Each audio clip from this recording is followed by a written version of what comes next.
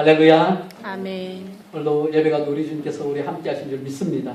아멘. 야고보서 3장 1절로 12절 말씀 가지고 어느 생활 주의하기 이런 좀 은혜를 나누고자 합니다. 우리가 말에 관련된 속담이 참 많이 있죠. 말 한마디로 천냥빛을 갚는다. 천냥빛을 갚는다 이런 말이 있고 또 가는 말이 고와야 오는 말도 곱다. 이런 말도 있습니다. 이런 속담은요. 말을 어떻게 하느냐에 따라서 그 결과가 달라질 수 있음을 우리에게 보여주고 우리에게 또 어느 생활의 중요성을 가르쳐 주는 것입니다. 옛날 어느 마을에 조선시대 어느 마을에 이 푸죽간을 하는 김돌쇠가 살고 있었습니다. 어느 날 오후에 한 양반이 찾아와서 퉁명스럽게 이 돌쇠에게 말합니다. 야, 이 돌쇠놈아, 쇠고기 한 근 좀 내와라. 김돌쇠는 능숙한 손놀림으로 쇠고기 한 근을 자르고 그렇게 묶어가지고 이렇게 내놓았습니다. 그러는 동안 한 아낙네가 찾아와서 부드럽게 말을 건넵니다. 김서방, 돼지고기 한 근만 썰어주시구려. 그러자 김돌쇠는 다시 칼을 잡고 노련한 솜씨로 돼지고기를 잘랐습니다. 그런데 양반이 주문했던 그 쇠고기보다 훨씬 그 한 근의 양이 컸습니다. 그러자 양반이 화가 잔뜩 난 목소리로 김돌쇠에게 말합니다. 야, 이놈아, 똑같이 한 근인데 어째서 내 것은 이렇게 작고 저 아낙네 것은 저렇게 크냐? 그러자 돌쇠가 이 어리석은 질문에 현명한 대답을 합니다. 아까 그 쇠고기는 돌쇠 놈이 잘라서 그렇고요. 이 돼지고기는 김서방이 잘라서 그렇습니다. 어떻게 말하느냐에 따라서 여러분 대접받는 것이 다를 수 있다는 것은 우리가 살아가는 삶 가운데 실제적인 이야기입니다. 오늘 본문은 우리의 삶에 아주 중요한 교훈을 주고 있습니다. 자신이 하는 말이 자신을 잘 나타냅니다. 어느 생활을 보면 그 사람의 인격을 알 수 있는 것이죠.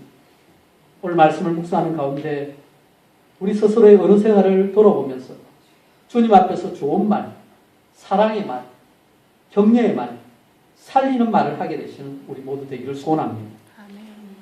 야고보는 이 어느 생활에 대한 교훈을 하면서 먼저 선생이 되고자 하는 자들에게 경고하는 말로 이렇게 시작합니다. 1, 2절 말씀 한번 보실까요? 이렇게 얘기합니다. 내 형제들아, 너희는 선생된 우리가 더 큰 심판을 받을 줄을 알고 많이 선생이 되지 말라. 우리가 다 실수가 많으니 만일 말에 실수가 없는 자면 곧 온전한 사람이라. 너희 온몸도 굴레 씌우리라. 여러분, 우리가 온전한 사람이 되기 위해서는요, 말을 잘 절제해서 해야 합니다. 우리가 하는 크고 작은 실수 가운데 많은 것 중에 이 말을 통한 실수가 그 영향력을 많이 미칩니다. 특히 이 말을 통해서 다른 사람들이 영향을 끼칠 수 있는 지도자의 자리, 또 말할 수 있는 위치에 있을 때는 더욱더 조심해야 되죠. 그만큼 그냥 그 말을 통해서 영향을 받고 또 상처를 끼칠 수도 있고 또한 좋은 영향을 끼칠 수 있기 때문에 큰 책임이 따르는 것입니다. 하지만 우리가 신앙생활을 하는 가운데도 보시면요, 모두가 서로 다 말을 주고받으면서 의사소통을 하기 때문에 어느 생활에 대한 이 교훈은 우리 모두가 다 새겨들어야 하는 말씀이 되는 것입니다. 특히 이 야고보서에서 계속해서 온전한 믿음을 얘기하면서 이것을 이제 어느 생활과 연결시킵니다. 사람들이 범하는 모든 죄 중에 혀로 범하는 죄를 피하기가 어렵습니다. 야고보는 이 혀를 잘 다스리는 사람은 온몸도 다스릴 수 있다고 하면서 심지어 온전한 사람이라고까지 표현합니다. 그런데 여기서 말하는 온전함이라는 것은요, 죄가 전혀 없는 그 완전한 상태를 말하는 것이 아닙니다. 그리스도의 삶에서 계속해서 성숙함, 그러니까 잘할 수 있는 만큼 잘하고 신실함을 나타내는 말입니다. 야고보는 하나님 앞에서 성숙해가면서 신실해가면서 말을 절제하고 또 하나님께서 원하시는 모습을 계속해서 나아가는 그 믿음의 모습 가운데 이 어느 생활을 통해서 하나님께서 원하시는 모습이 나타나야 한다. 그 얘기를 하고 있는 것입니다. 이에 대해서 이 혀에 대한 경고를 계속 야고보는 하면서요, 극적인 표현으로 이 언어의 중요성을 부각시킵니다. 우리가 살펴볼 수 있는 혀의 특성이 있는데요, 그 첫 번째로는 혀라는 것이 몸에서는 아주 작은 부분이지만 그 영향력이 매우 크다는 것입니다. 오늘 그 비유로 몇 가지 들고 있는데요. 큰 말이 있는데 말을 제어할 수 있는 방법이요. 입에 재갈을 물리면 됩니다. 그래서 그걸 가지고 이쪽 저쪽 말을 이동시킬 수 있습니다. 마찬가지로 큰 배가 있는데 그 배를 운전하는 것은 배의 조그만 키입니다. 키를 가지고 큰 배를 이쪽 저쪽 방향을 옮길 수 있는 것처럼 혀가 온몸을 그렇게 움직일 수 있다는 것입니다. 우리가 하는 말이요. 단지 정보만 전달하는 그런 말이 아닙니다. 말은 사람의 인격을 반영하고 또한 이 말을 통해서 무언가 새로운 것을 창조하는 능력이 그 가운데 있습니다. 하나님께서 천지를 창조하실 때 빛이 있으라 할 때 빛이 있습니다. 말씀을 통해 천지를 창조하셨습니다. 또한 이 혀라는 게 영향력들이 엄청난데요. 작은 불씨가 한번 붙기 시작하면 산을 이곳저곳 다 태우죠. 최근 이번 여름에 이 캘리포니아 산불이 엄청나지 않았습니까? 실제 그것처럼 사소한 것 같은데 누군가 담배 피우다 던진 불씨 하나가 그냥 퍼져나가서 도저히 끌 수 없을 정도로 타고 타서 이렇게 여러 산을, 엄청난 산을 태우는 것을 우리가 또 보게 되는 것입니다. 여러분, 혀라는 것이 이처럼 비슷하게 조그만 말이지만 말이 씨가 되어서 좋지 않은 영향도 미칠 수 있다. 이것을 야고보는 오늘 경고하고 있습니다. 하나님의 말씀을 우리가 마음에 계속해서 심고 하나님의 뜻 가운데 통제를 받지 않으면 우리의 입에서 나오는 잘못된 말이 다른 사람의 인생을 망친 지옥불이 될 수 있고 또 스스로를 망치게 될 수 있다는 이 사실을 야고보는 지적하고 있는 것입니다. 여러분 실제 삶 가운데요. 무심코 옮긴 뜬소문 때문에 한 사람의 인생 전체가 부서지고 망가지는 일이 종종 일어납니다. 비밀이라고 하면서 너만 알아라고 하면서 우리가 내뱉은 말 한마디가 불특정 다수에게 돌불처럼 번져나가서 한 사람의 사생활이 완전히 낱낱이 이렇게 드러나는 경우도 있습니다. 그래서 사탄이 그리스도인 공동체를 무너뜨리려 할 때 분명히 이 절제되지 못한 사람들의 혀를 통해서 그 일을 이루어갈 것이다. 이런 경고의 말도 있는 것입니다. 오늘 6절 말씀 보실까요? 6절 혀를 이렇게 표현합니다. 6절 말씀 같이 읽습니다. 혀는 곧 불이요 불의의 세계라. 혀는 우리 지체 중에서 온몸을 더럽히고 삶의 수레바퀴를 불사르나니 그 사르는 것이 지옥불에서 나느니라. 아멘. 상당히 심각하게 경고하고 있습니다. 혀는 불과 같습니다. 그런데 이 불은 작지만 맹렬하고 그게 퍼져나가면 멀리 있는 것까지도 모두 태울 수 있고 모두 한패하게 만들 수 있는 것입니다. 그래서 여기 보면 혀가 온몸을 더럽힌다고 하는데요. 이 말은 우리가 하는 말을 통해서 우리 전 인격이 오염을 받을 수 있다는 것입니다. 사람을 볼 때 말을 험하게 할 때 그 사람 인격 전체가 참 안 된 사람 이런 평가를 내리기도 합니다. 우리가 그래서 말을 통해서 하나님의 뜻을 이루어가는 그 도구로 우리가 준비해야 합니다.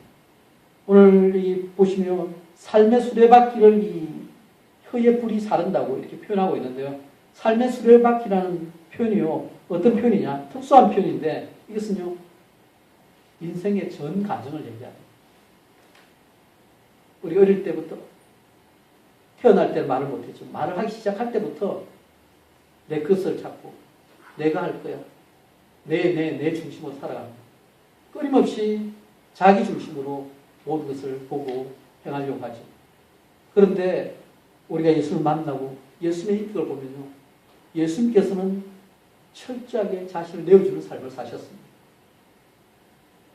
그런데 오늘 혀가 잘못 사용될 때는 인생 전체를 파괴하는 도구로 사용될 수 있다. 이 얘기를 하고 있습니다. 우리 인격과 삶에 치명적인 영향을 줄 수 있다는 이 혀의 영향력 우리는 기억해야 합니다. 잠언 18장 21절에도 이렇게 말씀합니다. 죽고 사는 것이 혀의 힘에 달렸나니 혀를 쓰기 좋아하는 자는 혀의 열매를 먹으리. 죽고 사는 것이 혀의 근세에 달려있다. 혀의 힘에 달려있다. 이렇게 말합니다. 이것은요. 우리가 어떻게 말하느냐에 따라서 생사가 달려있다는 그 중요성을 성경은 간파하고 있는 것입니다. 실제 이런 일이 종종 뉴스에 소개되는 일이 있습니다. 혀에 따라서 어떻게 위로하고 근면에 따라서 죽으려는 사람도 사는 일이 생기는 거죠.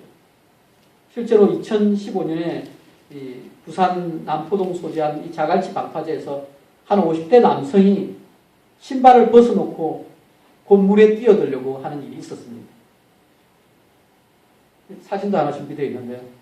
다행히 지나가던 사람이 신고를 해서 경찰이 즉시 출동을 했습니다. 현장에 도착한 경찰이 지금 술을 먹고 구두에 걸터 앉아있는 남성에게 위험하니 일어나라고 그렇게 설득을 했습니다. 그런데 그 남자는요, 지금 아마 아들을 잃은 모양이었습니다. 아들이 먼저 떠나서 더 이상 이 세상 살기가 싫다 하면서 일어나라는 말을 듣지 않았습니다.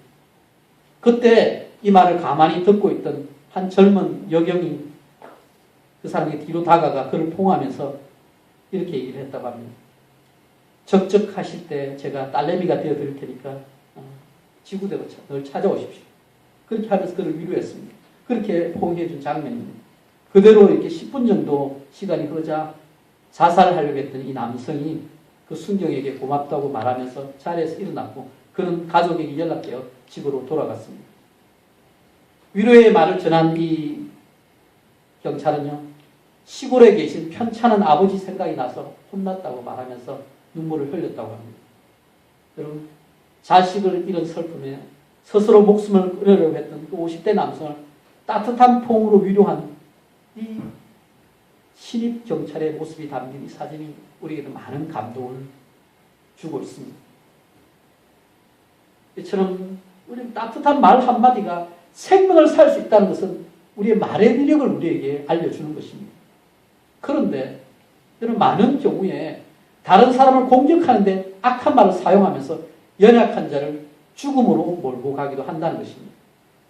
이전에 유명한 연예인이 한국에서 인터넷 악성 댓글에 그 달린 글을 보면서 스트레스를 받아서 도저히 살 수 없어서 목숨을 끊은 일이 많은 이들의 충격을 주었습니다. 이처럼 혀라는 게, 말이라는 게 작은 것이지만 그 영향력은 엄청 크다는 사실은 우리에게 우리가 말을 어떻게 사용해야 할지 그게 도전을 주고 있는 것입니다. 그런데요, 문제가 있습니다. 이제 돌려줘도 괜찮습니다. 혀의 특성 중 또 하나는요, 이 혀를 길들이기가 쉽지 않다는 것입니다. 8절을 한번 함께 보실까요?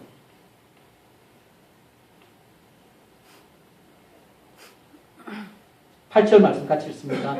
혀는 능히 길들일 사람이 없나니 쉬지 아니하는 악으로 죽이는 독이 가득한 것이라. 그대로 혀를 내버려 두면요, 그냥 악한 말이 나옵니다. 우리가 자기 힘만으로 우리가 혀를 길들일 수 있는 방법이 없습니다. 코끼리같이 덩치가 큰 짐승도 길들여서 재주를 부리게 하고, 날개를 가진 새도 그렇게 다스리고, 돌고래 같은 바다 생물들도 다 길들일 수 있지만 혀는 잘 안 됩니다. 혀는 가만히 있지 않고 움직이면서 치명적인 독을 내뿜는다.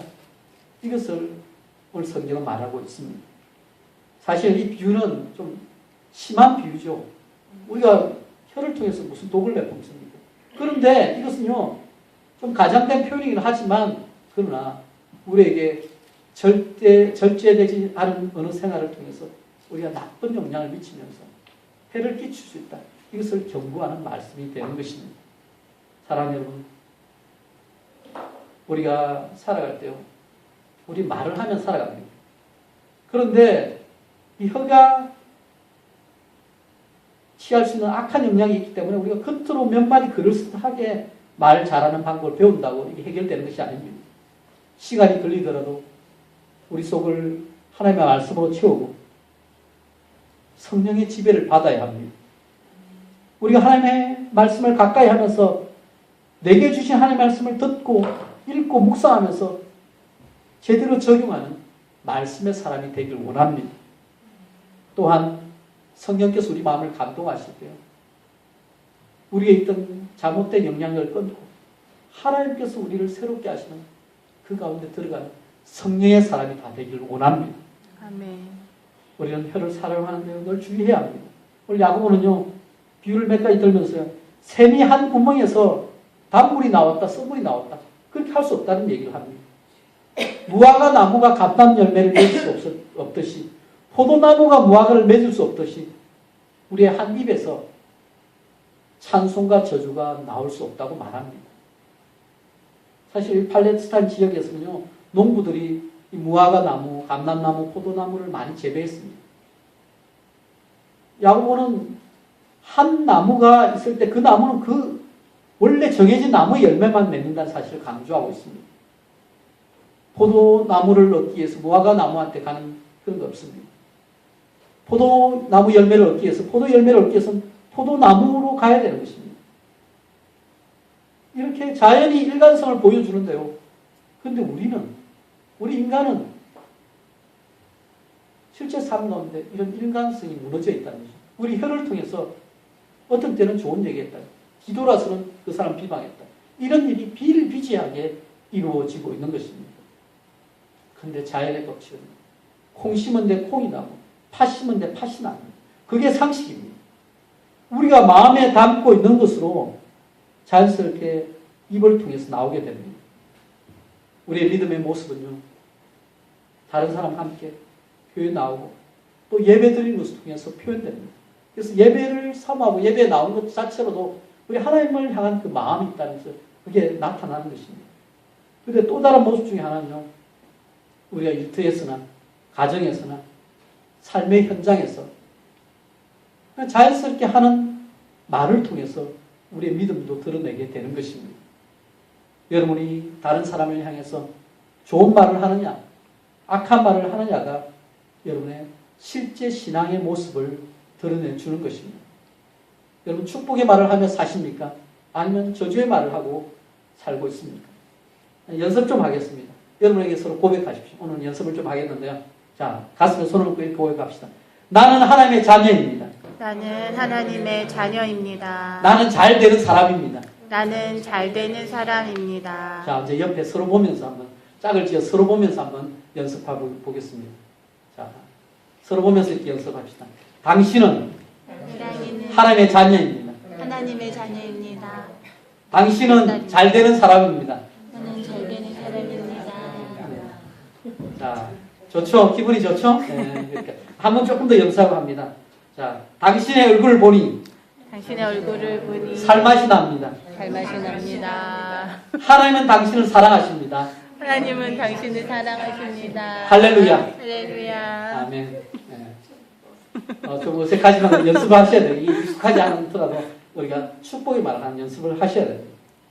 오늘 본문은요, 하나님을 찬양하는 그 모습하고 사람을 저주하는 것이 함께 할 수 없다고 그렇게 말씀합니다. 하나님의 형상대로 지음받은 사람에게 저주를 쏟아내는 사람이 있다고 생각해 보십시오. 그런데 그런 사람이 찬양대에서 열심으로 하나님을 찬양해요. 오늘 본문은 그 사람의 입에서 나오는 하나님의 찬양이 참된 찬양일 리 없다고 야고보사는 지적하고 있는 것입니다. 제가 이전에 이런 비슷한 사례를 접한 적이 있습니다. 어느 집사님이 저한테 상담을 와서 좀 같이 나눴는데요. 자기 교회 성가대에 서서 찬양하는 한 분에 대해서 불만을 표하는 것입니다. 알고 보니까 성가대에서 열심히 봉사하시는데, 아마 임원도 맡아서 봉사하시는데, 그분이 그 집사, 저한테 상담 온 집사님 친구한테 사기를 치고 엄청난 피해를 입혔던 사람이라는 것입니다. 그런데 지금 같은 교회에 있으면서 그 사람이 찬양하고 있는데 보면 은혜가 안 된다는 것입니다. 일상에서 다른 사람에게 사기를 치던 그 혀를 가지고 하나님을 찬양한다고 이렇게 앉아있으니까 참으로 이중성이 드러나는 것이죠. 오늘 본문에서도 보시면요, 혀의 이중성으로 표현된 본문이 바로 그 사실을 나타냅니다. 우리 마음의 이중성 가운데 어떤 일이 있느냐 보시면요, 성령께서 우리를 온전히 지배하지 않으면요, 우리가 언제든지 예배 드릴 때 또 하나님을 섬긴다고 할 때는 그럴듯하게 기도하고 그럴듯하게 찬양하고 그럴듯하게 말할 수 있습니다. 그런데 세상 가운데서는, 세상에서는 전혀 다르게 그렇게 우리가 행할 수 있다는 것입니다. 그 이중성을 성경은 나타내고 있는 것입니다. 세상에서 모습 따로, 교회에서의 모습을 따로 꾸밀 수 있습니다. 그러나 우리 하나님은 다 아신다는 것이죠. 하나님께서 우리의 모든 걸 보고 계실 때 우리는 늘 하나님을 믿는다는 그 신자의 모습으로 하늘의 지혜와 인격을 가지고 살아야 합니다. 그래서 하나님을 찬송하면서 그 입으로도 다른 사람에게 소망을 주는 말, 힘이 되는 말, 격려의 말을 해야 되는 것입니다. 그런데 우리 어느 생활을 한번 돌아봅시다. 나도 모르게 우리가 이전에 받은 상처 때문에 그렇게 했지만 그러나 다른 사람을 볼 때 부정적인 모습을 먼저 봅니다. 그리고 부정적인 면만 부각시켜서 시기하는 말, 원망하는 말을 가지고 이간질합니다. 또한 조그만 일을 가지고 크게 만들어서 실수를 한 거 가지고 진짜 그 사람 악한 사람이라고 그냥 고발을 합니다.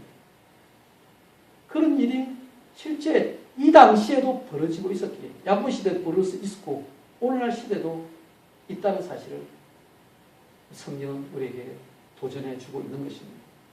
제가 아까 그 집사님한테 이렇게 물어봤습니다. 사기를 당한 그 사건이 언제 있었느냐고 물어봤습니다.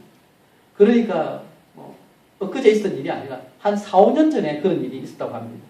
그래서 그 집사님에게 그 사이에 하나님께서 그 찬양하는 그분을 어떻게 변화시켰는지 모르니까 좀 지켜보시라고 말씀을 드렸습니다. 사정이 어떻게 되어서 또 그렇게 사기를 쳤는지 모르지만 무조건 정지하지 마시고 이해도 해보려고 좀 노력해 보십시오. 그래야 집사님도 상처를 더 받으시고 또 믿음 생활을 또 하나님 앞에 할 수 있습니다. 그렇게 권면을 들었습니다. 하지만 그게 제가 또 한 번 더 붙였죠. 혹시라도 지금도 사기 치려고 교회를 다닐 수도 있을지 모르니까 주의해라는 그 말씀도 이렇게 한번 드렸습니다. 실제 그런 일이 이민사회는 좀 종종 있거든요. 로마서 12장 2절의 말씀처럼요. 시대가 아무리 그렇게 악해진다 할지라도 우리가 이 세대를 본받지 말고 과연 하나님의 선하시고 기뻐하시고 온전하신 뜻이 무엇인지 우리 늘 분별해야 합니다. 악하게 우리를 대하는 사람들에 대해서 우리가 악을 악으로 갚을 게 이게 세상의 방식이죠. 그런데 악을 우리를 공격할지라도 선을 가지고 그들을 변화시키는 그 자리를 우리가 선택해야 하는 것입니다. 사실 이 쉽지 않은 거죠. 우리가 무슨 기도를 드리고 무슨 찬양을 하는지보다 더 중요한 것이 실제 우리가 하나님 앞에 누구인지 아는 것입니다. 하나님 우리의 중심을 아십니다. 그래서 하나님께서 우리가 드리는 그 무엇보다도 찬양보다도 물질보다도 우리를 온전히 원하십니다. 우리가 때로는 잡담이나 험담을 통해서 하나님께서 세우시는 공동체 가운데 문제를 일으킬 수 있습니다. 그 누구도 예외가 아닙니다. 때때로 그래서 이런 말을 듣게 되는 것이죠. 다른 사람에 대해서 좋은 말을 하지 않을 것이면 그냥 가만히 앉아 계세요. 이런 말도 우리는 종종 듣습니다. 그러나 우리가 그렇게 가만히 앉아서만 지낼 수가 있나요? 우리는 살면서 늘 여러 가지 말을 하고 또 여러 가지 말을 듣고 지냅니다. 혹시 여러분의 삶 가운데 여러분이 하는 말 중에 하나님께서 싫어하실 말이 어떤 것이 있는지 이 한 주간 한번 점검해 보시기 바랍니다. 혹시 조금만 힘들더라도 못 살겠다, 죽겠다 이런 말을 하는 것은 그런 말은 버리시기 바랍니다. 하나님 결코 기뻐하지 않는 말입니다. 성령께서 함께 하셔서 우리의 혀가 통제되기를 원합니다. 우리의 말을 통해서 격려와 사랑이 넘쳐나야 할 것입니다. 하나님 마음에 알맞는 어느 생활을 선택할 때 우리의 삶이 그 믿음의 고백과 맞추어서 변화될 줄 믿습니다. 아멘. 사랑의 말 한마디가요, 낙심한 한 사람을 세우며 믿음이 열악한 성도를 하나님의 말씀으로 바로 세울 수 있는 것입니다. 그래서 우리가 어느 신앙생활이 되었다 하면요, 신앙생활 가운데 가장 큰 것이 연약한 자를 품고 그들을 세울 수 있는 그 위로자가 되는 것입니다. 하나님께서 우리가 철두철미하게 예수를 따르길 바라십니다. 축복도 하고 저주도 하면서 때때로 그렇게 하는 모습 가운데 우리는 적응해 있습니다.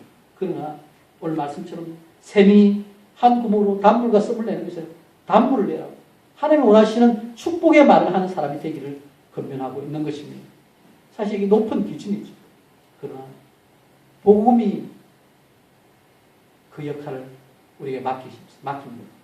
복음을 통해서 진실로 우리의 구원을 받은 사람이라면 구원받은 자로서 다른 사람을 구원의 길로 인도하고 또 그들을 하나님의 뜻 가운데 세우는 것이 우리에게 맡기신 사명이신 것입니다. 그런데 우리는 늘 그렇듯이 말씀을 대할 때 쉬운 반응만 합니다. 원하는 우리가 하기 쉬운 것만 받아들이고 진짜 도전은 슬그머니 뒤로 넘깁니다.